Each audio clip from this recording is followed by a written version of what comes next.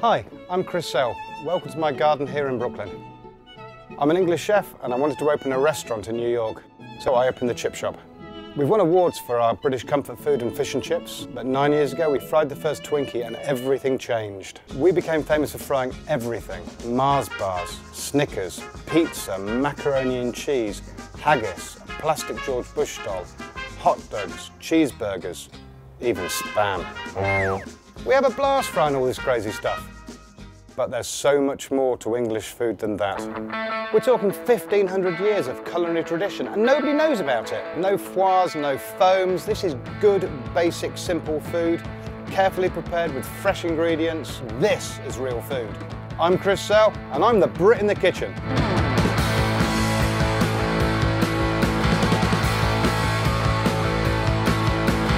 Hi, welcome to my kitchen. Today we're going to be cooking a roast stuffed loin of pork with an apple cider gravy served with root vegetable bake and roasted onions. And we're making my version of a bread and butter pudding, which is a traditional English dish. So let's get our ingredients and get started. We start with a leek in red onion stuffing with sage and breadcrumbs. The basis of all good stuffings is butter. It adds flavour, it adds moisture. We add the red onions and the leeks. A multi-grain baguette adds a certain nuttiness to the dish. Sage goes great with pork. It's got a really aromatic flavour. The onions and leeks are perfectly cooked now. We're going to assemble the stuffing. We're going to add the breadcrumbs. And we put the sage in there. Mix these all up really well. When you've got it all nice and mixed in there, you want to season it, which is the most important thing about the stuffing. If you have stuffing that's under-seasoned, it's going to make the pork appear to be under-seasoned. This is really the make or break time of the dish. Okay, now we're going to bone the pork. We have a really nice loin. The fillet's still on there, and I had the butcher trim it up so there's not too much fat on it. I love pork. It's got a great flavour. It's one of my favourite meats. It's so versatile. This dish was really inspired by the Anglo-Saxon period, everything from the 5th century to 1066 when the Normans took over. I based it on a traditional English recipe and here we go, it's fantastic. This is the filet mignon of the pork. We're going to split it, we're going to spread it out and we're going to use it to seal in the stuffing in the dish. You want to butterfly it so you can get stuffing into the pork and increase the surface area. Now we spread the pork out, we need to batter it out a bit. You can use a meat hammer for this if you want. I just prefer to use my hands. Gets rid of my aggression. And you can really feel the food. It's not about following a recipe, it's about actually feeling when the meat's getting thin in some places or where it needs to be battered in other places. You've got to feel it. You can't just stand back and batter it with a hammer. It's a hands-on experience. Sometimes you go to the market with one dish in mind to cook and you come away with a completely different dish because something stands out. And that happened to me yesterday. I found this parsley root and it screamed my name. Root vegetables are really the basis of English cookery. In Anglo-Saxon times, people foraged for their food. Anything you would find in the Dark Ages in England, this is how the dish evolved. Okay, I'm going to cut the vegetables on the mandolin. It cuts all the vegetables to uniform size and thickness, so when you cook the dish, all the vegetables are finished cooking at the same time. We're going to assemble the root vegetable bake now. Layer the inside of the dish with butter, turnip, the red onion, parsnip, a good layer of dried apples, and these beautiful organic carrots, parsley root, and a couple more bits of parsnip, and that's it. I'm putting some Irish butter on top of this. Irish butter's got a lot higher butter fat content. You can see it in the colour of the butter. It's a real nice yellow colour. Now I'm pouring the apple cider in. I've reduced it down by about half so the flavour's quite intense. And when the dish is ready, most of this liquid will be gone. It will be incorporated into the vegetables. We're going to bung this in the oven for about 35 to 40 minutes. Okay, now we're going to roll the pork. This is my favourite part of this dish because you're taking a piece of pork and you're making it beautiful. First thing to do is to season the inside of the pork a little bit. The stuffing's already seasoned, so you don't need to put too much salt in there. The more stuffing you get in the pork, the better. I mean, it bulks it out, the stuffing flavour's amazing. What you do is you put the filet mignons in the end there. This is what's going to encapsulate the pork. Pick up the stuffing and make it into a nice sausage shape. You fold over the ends of the filet mignon, carefully roll the pork. I'm using butcher twine to tie up the roast. This bit looks a bit tricky, but it really isn't. As long as it's quite tight, it doesn't matter what it looks like, as long as it stays together. This is a great dish for a dinner party because you're feeding 6 people for 20 bucks. And you're going to look like a restaurant chef. You've got to feel this food. I mean, look at it. You've got to get involved in this food. You've got to really feel for it. This pig was a majestic animal once, so you've got to treat this food with the respect that it deserves. The next job is to sear this loin of pork and get it in the oven. I just put a little bit of olive oil in the outside of this, and it's going into a pan without anything else in there. Getting the joint brown on the outside is so important. It gives it a much better flavour. It's just giving it a good send-off to the oven. The next component of this dish is my interpretation of a Dark Ages dish called civet onions.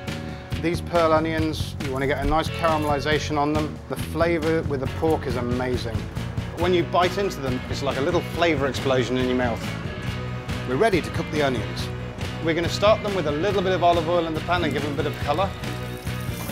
So that's the colour you really want to get before they go in the oven. And you want to season them. Add a knob of whole butter in there. All right, so this now goes in the oven. Now we're going to make the bread and butter pudding. Bread and butter pudding is really a wartime dish when they didn't waste anything. They had leftover bread, they always had a bit of milk, they maybe had an egg or two. It's what I grew up with. Let's start with the custard. We start with a quart of heavy cream, 13 ounces of milk. This is my piece de resistance of the bread and butter pudding. I make my own vanilla extract. It's so much better than what you'd buy in the store. It's almost like syrup. This is dead easy to make. You take 25 vanilla beans, split them, strip them, and toss them in a bottle of bourbon. Then you let it macerate for about 2 years and you've got the best vanilla extract around. And you can see it's black in colour. It's fantastic. So you've got your cream, you've got your milk, and you've got your vanilla extract in there, and it goes on the stove. We use 15 egg yolks in this dish. Add 6 ounces of sugar and stir it around. We take the cream, milk and vanilla extract mixture, which has nearly come to the boil, and whisk it into the egg yolks. You've got to add it very slowly at first, because if you don't, it will cook the eggs and the dish will be ruined. When you've got it well and started, you can pick up the cream and pour it in faster. And the custard is ready. Okay, so we've got the bread and the dry fruit here. We're making this a little bit differently today. Traditional bread and butter pudding only has raisins or currants in. I like to use different types of dried fruit because it brings a whole new level to the dish. I got some really nice rustic farmhouse white bread here. We butter up each slice, again using this great Irish butter. We're going to put the bread and butter pudding together now. First thing we do is put butter inside of the dish, cut this bread in half, and we start layering it in the bottom of the pan. So now we move to our dried fruit. I'm going to toss a few cherries on the first layer of bread, add some sugar, and then add more layers of bread and fruit. The bread and butter pudding is constructed now. The last thing we have to do is put the custard in there, which really makes the dish.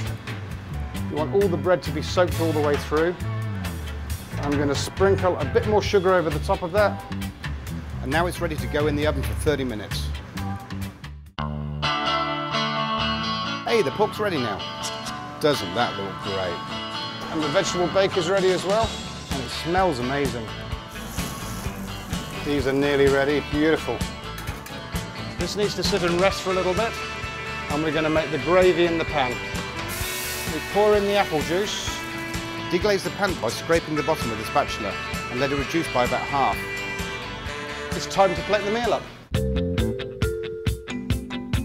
I'm using a cutter to cut the vegetable bake out of the pan. Just press this down and use a spatula to help remove a portion and put it on the plate. And now it's time to carve the pork. This is beautiful. The pork is still nice and moist. The stuffing is gorgeous. Cut a 7-ounce portion and set it on the vegetable bake. Take a nice ladle of gravy and pour it around the outside of the dish. A little bit over the top as well, just to give it a lovely sheen. The last touch for this dish are these little nuggets of joy. These roasted onions just pull the whole dish together. You only need to put about 8 of them on the dish. They give it a real punch. Can you really believe this is English food from the Dark Ages?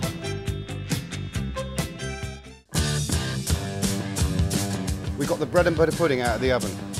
Now we take the remaining custard mix and we're going to whisk it over boiling water. You have to keep it moving all the time. If you don't, it will curdle and you won't be able to use it. And when it gets thick enough to coat the back of the spoon, the custard's ready. I'm using a square metal cutter to cut a piece out, and I'm putting it on the plate. A bit of custard around the outside, and I'm just going to put a little bit of confectioner's sugar over the top. Yeah, this in my mind is the perfect bread and butter pudding. This is 1500 years of British tradition on a plate.